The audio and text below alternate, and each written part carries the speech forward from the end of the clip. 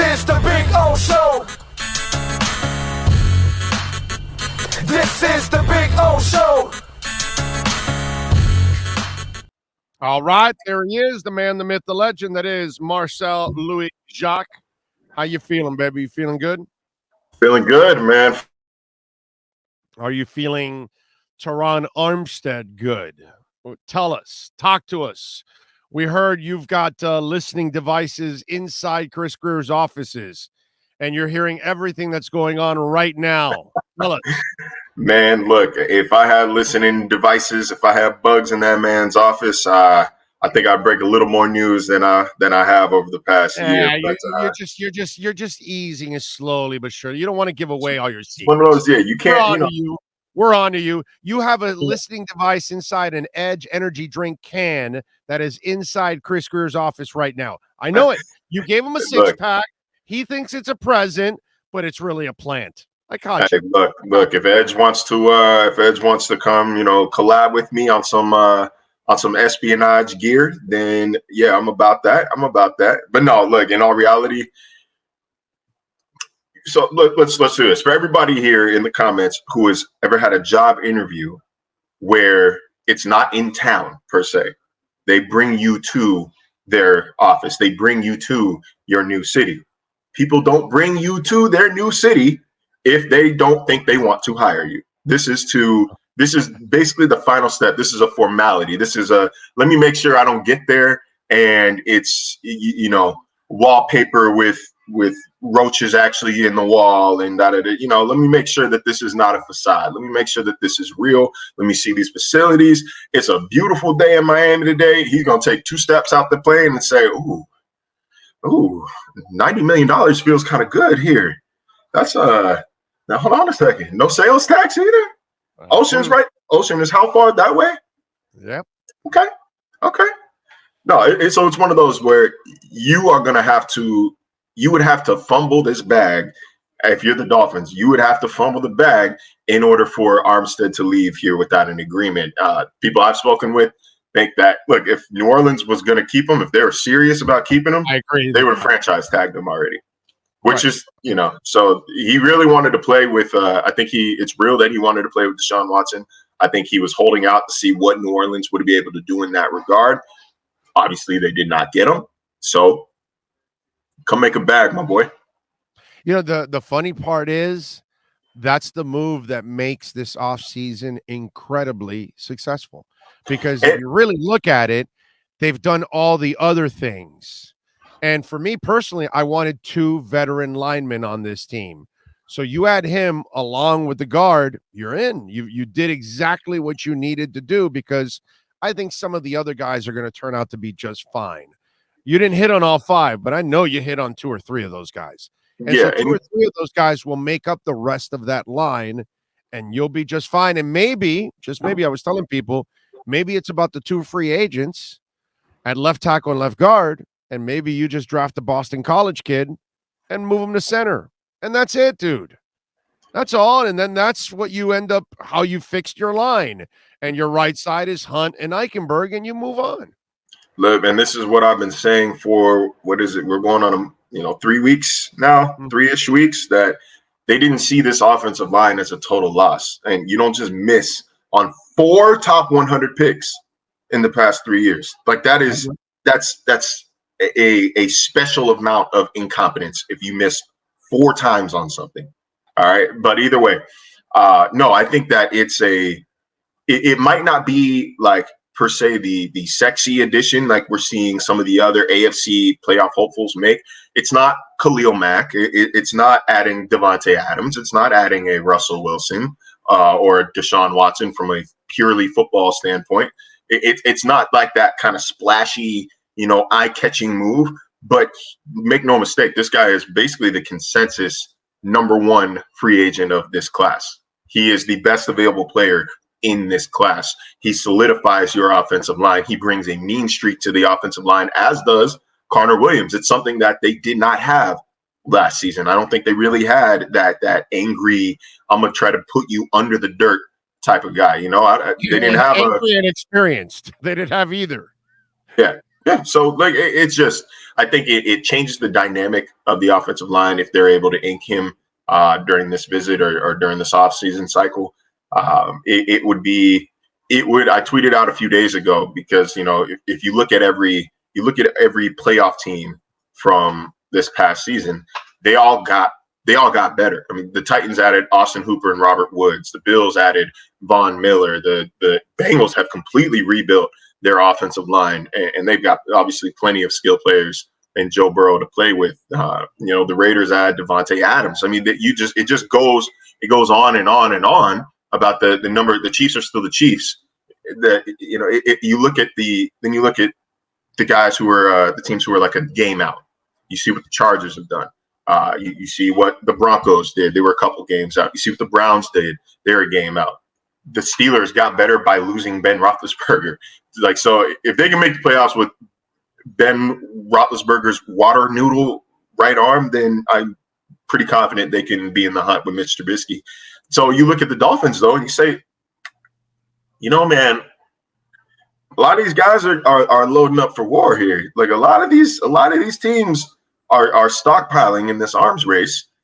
And, you added a couple running backs who were good. I think they're good additions. You added a receiver who, you bet on the curve a little bit. You bet on the bell a little bit. But if he's good, he's going to be good. If he's good, he's going to be a great addition. But there hasn't really been that move that you see kind of coincide with some of these other blockbuster marquee additions. But Teron Armstead, all of a sudden the Dolphins are playing with gas. Yeah, no, I'm with you there. That's that is a move that I think you have to make at this point for the Miami Dolphins.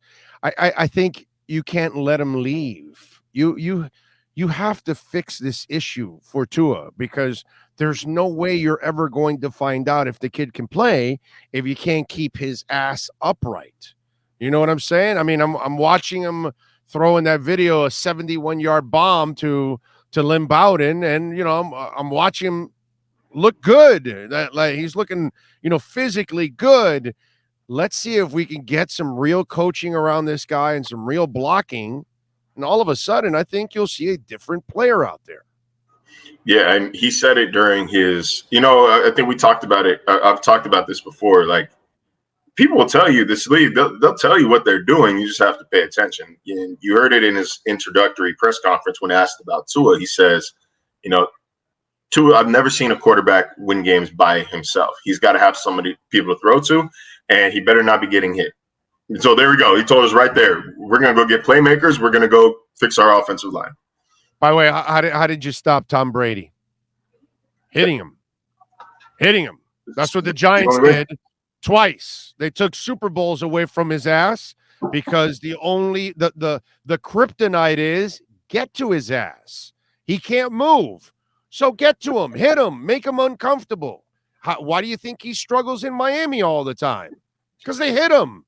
They get to him. They make him uncomfortable. There's no such thing as a quarterback that doesn't have a weakness. Every quarterback has a weakness. Put him on his ass. Look at Pat Mahomes 2 years ago. He gets to the Super Bowl. He's got no line. They beat his ass for 4 quarters, and Tampa Bay wins it. The coach is right. Quarterbacks never do it by themselves. We give them all the credit in the world, but we always forget about the 5 hogs up front every single time. Yeah, no, it's massive. And especially when you look at, in the division alone, the Bills whooped on Tua twice last year without Von Miller. So now they have Von Miller. Now they've got, the Greg Rousseau and AJ Epinesa, and Boogie Basham, another year of experience, another year of confidence. Like you do have to plan based on what other teams are doing. I got the comments pulled up here. Somebody did say, don't who cares what other teams are doing? Just take care of yourself, fix your own house first. No. You got to worry about what other teams are doing. For example, and this is why, I was saying, I've been saying this offseason that they need to draft some speed at linebacker.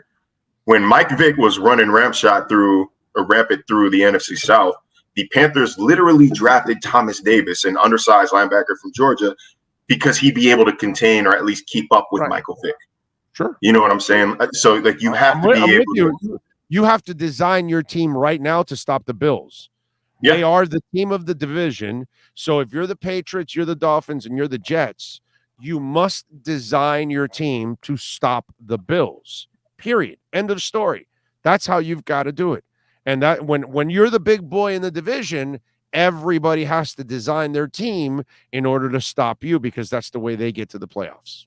I completely and totally agree, man. That, like, if you can't, and Ross even said it, man, like they want to win Super Bowls, they want to win playoff games, all of this. You're not doing none of that if you can't win or at least compete in your division. And look, and we know that the Bills are the class of the AFC East, and yeah, the Dolphins did sweep the Patriots last year, but man, you can never count out New England. You can't keep counting New England to get worse. You know, I've seen a lot of people saying the problem is I don't fear their quarterback. That's the problem. I don't fear their quarterback. Look, I don't think Mac Jones is particularly special, but now he's got another year under his belt. I seriously doubt Bill lets this draft go through without adding more weapons for him, more talent. I think they've got what's his name, Fournette in New England today, so I guess they're going super duper run heavy. But still, he's too good of a coach. He's too good of a coach to just say, we don't have to think about that. We don't have to worry about. No, he's a great coach, and that's why he's a great coach. He tried to depend as little as possible on the kid. He tried to make it all about the defense and the running game, and then have the kid kind of, hey, make a couple plays for us and keep us alive. That's kind of what he's doing, and that's what he's going to continue to do until that kid crosses a threshold that says, no, I can be the difference maker. And that's what he hasn't proven to him yet, and that's probably why he's running the team the way he's running it right now. Yeah, and we don't know how open the playbook was for Mac Jones last year. We don't know what he was really asked to do. I can say, just from – I remember in week 1 watching, and that was my first Dolphins game, or first game covering the Dolphins, and I was impressed with the way Mac navigated the pocket. His feel, his pocket awareness was better than I expected, especially for that kind of rookie, to the point where, I might make some people angry here, but if you had no prior knowledge of these teams before the game, you could make an argument that Mac Jones was the guy in his second year, not Tua. Like, I think Mac Jones looked better than Tua in week 1. So I don't think he's going to get worse. I don't know what his ceiling is, but I don't think he's going to get worse. I find that to be all a bunch of crap. Okay, Mac Jones only looked better because he had a line, he had a running game, he had coaches. Tua goes to the offense, he has no line, no running game, and no offensive coaches. So look, you can make excuses, but it is what it is. You're going to gunfight with a butter knife. So if I put Tua, that's why I keep telling people, I put Tua on the Patriots, and the Patriots are in the playoffs. Period. End of story. They're in the playoffs, and maybe they win some games in the playoffs. Why? Because he's got a coach, he's got a defense, got a line, got a running game, everything he didn't have in Miami. So Tua on the Patriots still gets pumped by the Bills there in the playoffs, without a doubt. Tua does not win that game for New England. If Tua has New England's team, he has a chance to beat the Bills. If he has Miami, he has no chance to beat the Bills. Do you remember that? You remember that game? The Bills scored on 7 straight possessions? I know that. I understand that. But what I'm saying is they would have been a better team with Tua. Okay, yes, all right. They would have been a better. I think Tua would be better in New England. I think New England would be better with Tua. But the fact of the matter is, this is not a Tua versus Mac debate. This is a Tua is in Miami, Mac is in New England. You said Mac looked better in week 1. Oh, yes, he did look in week 1. And I'm telling you, that's a facade. The only reason he looked better, it's because he had a supporting cast, whereas Tua does not have a supporting cast. If the tide was turned and it was week 1 and he was in New England and Mac Jones was in Miami, oh my God, it would have been the same thing. You would have said, "Wow." I have one word response. So, the guy. So he has the supporting cast, but it is that is reality. Like he looked better because he is from New England. He's not. I didn't say that he is better. I said he look better if you had no prior knowledge of what these teams were, who these quarterbacks were, and let's just say we pulled somebody out from under a rock and said, watch this game. One of these quarterbacks is playing his first game, the other is in his second year. Right. I think it would not be unanimously Tua's the second-year quarterback. They're in week 1. But, yeah, I mean, he's in a better situation. Like, that's not – but what I'm saying is that's part of that is just reality. Like, this is not a Tua versus Mac debate. The reality is Mac was in a better situation last year. Like, that's it. Like, and that's what I'm hoping for the kid this year, that he's in a favorable situation. And then we can actually make the proper assessment. And then those of us that think he can play, we'll find out. And those of us that don't think he can play, we'll find out. I'm open-minded. I'll put it this way going into this season. I am open-minded, and my mind has been reopened because of this new coaching staff. Because if they went into next year with this same staff and same offense and same situation, oh God, then I'm like, you don't pick up Tua's 5th year after this. Like I don't see it. But I am open-minded enough. I'll give it half a season. I'll give it a little more than half a season. I want to see development. I want to see better decision making. I want to see play design here. Like I want to see something. I want to see flashes of brilliance. I'm tired of seeing flashes of competence from him. I want to see why you are the number 5 overall pick. Why are you worth the number 5 overall pick? Right. You need to be special. Show me special. Like, you guys can like Tua, and I like Tua as a good dude. Good dude. Always polite, always respectful. I don't wish him a bad thing in his life, man. I don't want that man to stub his toe at home. I like the kid. But let's not lie to ourselves and say that even his flashes, even his best moments are not, expected of a starting quarterback. Like, he makes throws, his best throws, and they're like, yeah, a starter should probably make that throw.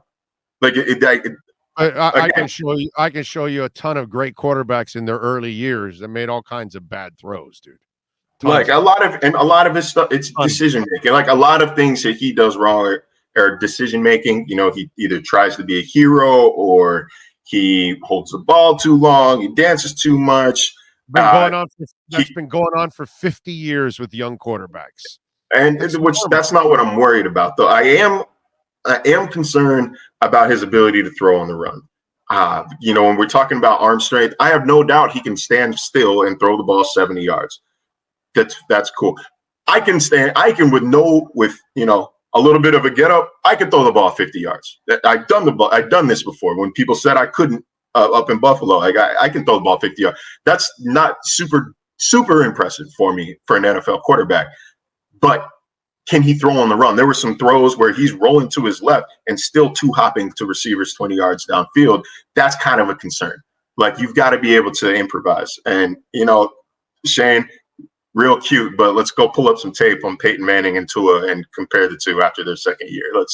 Don't do this. Like, everybody's not built the same. Every quarterback does not have the same rookie in second year.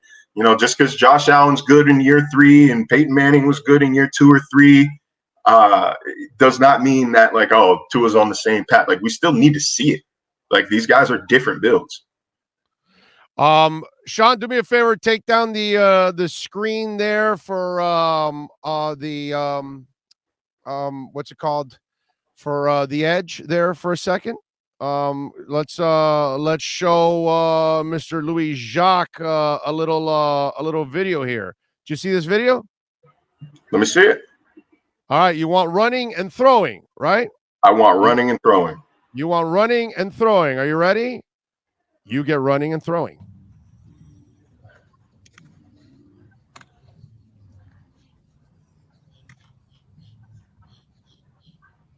It's an interesting drill. I've never seen this drill before. I like what Nick's doing with them. But this is perfect. This one's better. Bam, bam, bam. Yeah, John. I can't throw the ball. No, I can't throw the ball 50 yards under pressure in an NFL game. But that was not my point. My point was I can stand still and throw the ball 50 yards. Okay, but you which want is it what running and you want running. I want running. I give you running and throwing. This is the kind of development that we need to see from Tua. Like that's literally that's what I'm talking about. That's what I'm talking about. Like just you want running. I need to see it on the field. I need to see it on the field, but I like that he's getting his movements there. Like he's getting that muscle memory back. So he's developing the edge. Well, we will see, man. We will see. But like, there's some things, there's some moments this year where, again, I think that maybe what happened like a tad, what just happened like a little bit, is we saw Jacoby Brissett playing football for 4 games, and then Tua came back, and then it became very obvious that like, wow, this team is not it without Tua at quarterback. Like it became very obvious, like, okay, Tua's not bad. Like he's not that bad. Like he's clearly better for this team than Jacoby Brissett. But we might have gotten confused with, there might have been a little misconstrued, between he's better for this team and he is, he's it. He's good. Like I can't definitively say that he's bad, but I can't definitively say he's the franchise quarterback. I just need to see more this year. I think that's fair. Like people can get mad, but like Drew Brees was like that for 4 years, and guys, it happens where you get into the league and you're Peyton Manning and you choke against Florida. He's a choker. He throws 25 interceptions his first year, and he's a choker. And then eventually, he can't beat the Patriots. And then eventually he wins a title. Everybody forgets about all of that because they killed Peyton Manning for years on that. All right, for years, couldn't beat the Gators, can't beat the Patriots, all that kind of shit. And then eventually it happens. And there's a lot of great quarterbacks. Steve Young looked great in the USFL, then obviously went to Tampa Bay, who had his rights, and he looked like dog crap. And then he got traded to San Francisco, and the rest is history. So I've watched plenty of quarterbacks over the years look bad early in their careers or be in bad situations, and then things change. You're Fran Tarkenton, you're stuck behind as a backup with the Giants. You finally get your chance with the Minnesota Vikings, and boom, you take off. I've been watching this since I was a child till I'm an old man now at this point, and it's happened over the history of time, and this is nothing new. Yeah, and I think where maybe my message is not being received is that I am not saying Tua is bad. Move on from Tua. He's got no hope. I'm saying I need to see it, man. Like I need to see it. I am not like y'all, bro. Like I'm not a fan of this team. Like I'm not down here because I love the Dolphins so much and they're my childhood favorite team. So I'm just gonna have faith and believe in everything. That's not my job. That's not why they brought my ass down here from Buffalo. It's not why I drove 20 some odd hours to get here. Like I need to see it before I can say it. I need to see that he is the dude. He is a dude before I can say like, yeah, go ahead, like attach your future to him. This is a critical window, man. It's a critical window to go after a Super Bowl title before you got to pay your quarterback. Like I get it. You got to know. So yeah, I just need to see it. Like, and I think that's fair. I will happily. Again, he's a good dude. He's a mature human. I will say where I do want to give him a lot of credit because I thought about this a lot over the past 3 days. Oh, you watch Baker act like a punk, and then you watch him act like a man. Okay, that's like, and I'm not even saying Baker's a punk. Because let's keep it a buck. He acted like a punk. Did it? I don't really think he did. I don't think he did. I would want to leave too. If ESPN, put it this way, if news came out that they're interviewing somebody for my job, somebody who had a history of, let's say, plagiarism or a bad criminal record or who's under investigation, and news came out that they're trying to replace me, and then all of a sudden they don't get him because he chooses to go somewhere else, I'd be tight too. Now I need my job a little bit more than maybe Baker needs his job, but I would be mad too. I'd probably call my agent and be like, hey man, how do I get out of this contract? Let's start shopping around. Okay. That's what Matt Ryan did. But he kept it all under wraps. And think about this. Matt Ryan has given you an entire career. He has been your franchise, your face, super classy, everything. And by the way, he took over in a shady time when you were in the middle of the Mike Vick thing, remember? So he has been a champ for you, and you have just told him, we're done with you. We want to go with Deshaun Watson. And he, you know what he did? He pushes back his bonus and he says, hey, I'll accommodate it. And what Baker doesn't understand, but what Matt Ryan understands and what Tua understands is how you act at that moment is also what your future teams are going to see. And so now, who do you want to acquire? Matt Ryan, who's going to act like a man the entire time, or Tua, who's going to act like a man the entire time, or Baker, who's going to be drunk and tackled by, police officers in Oklahoma, grabbing his crotch in the middle of the sidelines there, planting flags in the middle of the field, calling out Duke Johnson, and now calling out his team because he's butthurt because he's about to, not be the guy. Yeah, don't get me wrong. There's a track record, and there's a track record with Ryan. There's a track record with Tua. These people understand that, dude, you're not going to be the guy all the time, and things are going to happen. So you work it behind the scenes. What Baker did, mishandled. Don't get me wrong. I understand why Baker responded the way he did, and maybe he releases a public statement because he knew some things that maybe weren't public about their chances of getting Deshaun. And Matt Ryan is a consummate professional, always has been. But I'm saying the way that Tua handled this shit last year, when repeatedly asked about. I don't think there was a time when he was asked about this shit that Tua ever said, I'm tired of watching, or I'm tired of being asked about this. I don't want to answer this anymore. I don't want to do it. He answered however he could, but he put up with your ass all year long. How about that? But also, just because I keep seeing this, and I got to make sure I say that to Cam and to Alan and to Joe Shad. I was about to say definitely ask, but I keep seeing this every time I'm on the show, every time I talk about quarterbacks on Twitter, all of this shit. Was Josh Allen good in year 2? Yes, bro. Yes, he was. Yes, he was. I watched every game. I watched 17 games and 3 preseason games of Josh Allen in year 2. I watched him more than you on the internet, not you personally, you in the comments. The funny part is Josh Allen was worse than Tua's ever been in year 1. Yeah, right. Year 1 Josh was bad. Year 1 Josh was bad. I wasn't there for year 1. But he's got better talent around him. Year 2, while his stats and his numbers, if you just look at those and a couple of Twitter highlights, and you'll say oh yeah, whatever. This guy he wasn't even good. I don't know. This year 3 jump was miraculous.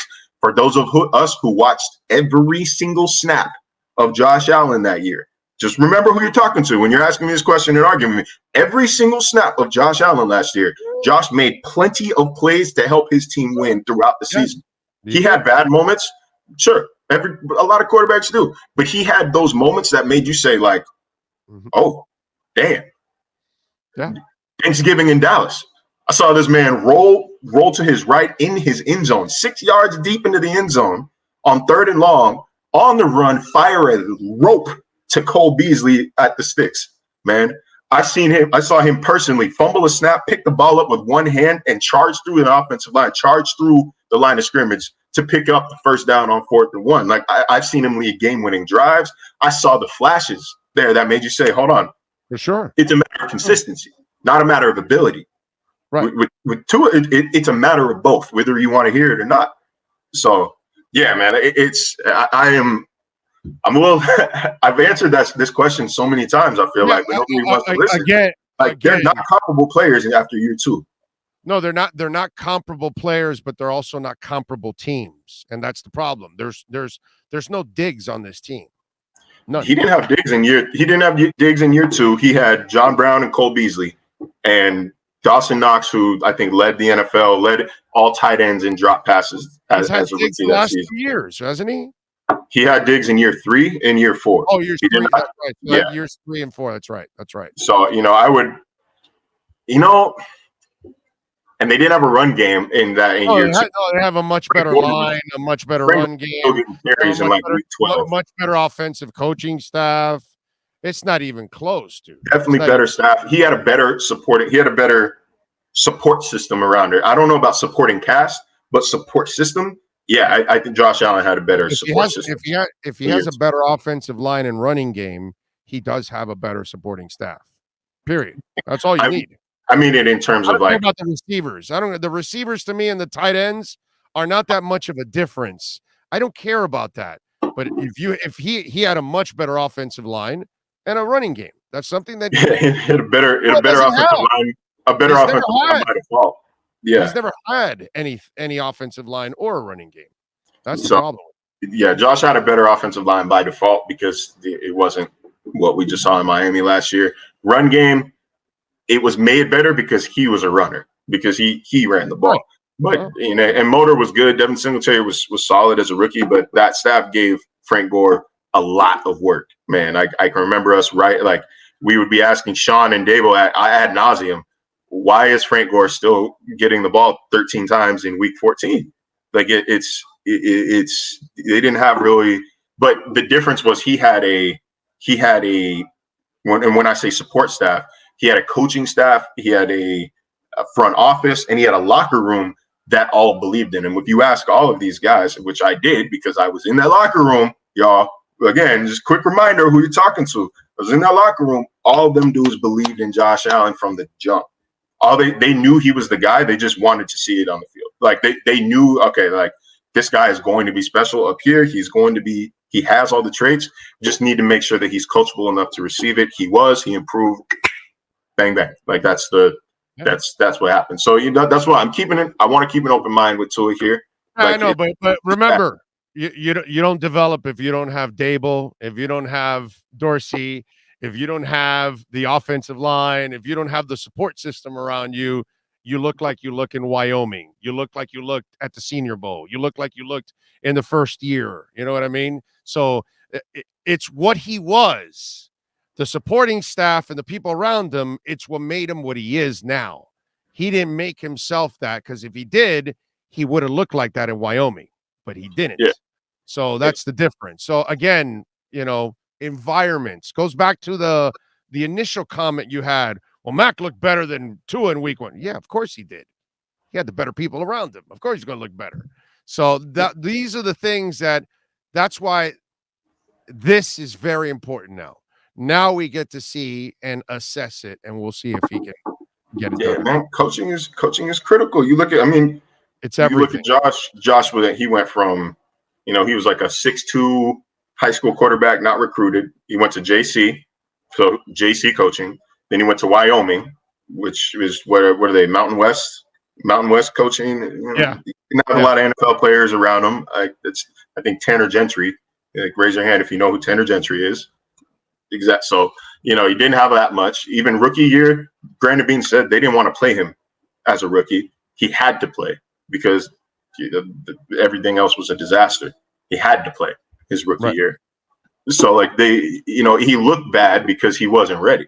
And like Green, like he was like, dude, like I put him in horrible position to see. That level of accountability is not normal in the NFL. Man, all you had to do was watch him at the Senior Bowl. He couldn't hit the side of a barn. It was like watching him all week. It was like when they drafted him, I was like, what the hell are they doing? Really? It was like they had total confidence that they could fix that.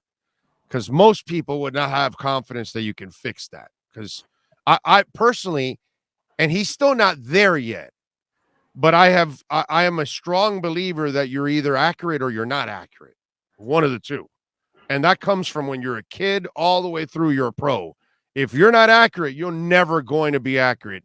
He's proven me somewhat wrong on this, that he had some erratic throws this year where he kind of showed some of that again, but that's something that he's kind of proven me wrong here. He's the first guy I've ever seen be erratic and then be somewhat accurate already. It's the weirdest thing. All right, we got to let you go. Appreciate you because we got Poopart waiting already. All right. Good. Tell Alan I said sorry, man. Get him started on Tua. Just keep it going. Well, we always get him started on Tua. Follow him on Twitter at Marcel_LJ. Marcel, appreciate you. Thank you for giving us the edge. Of course. You got it. That's Marcel. Pool Park.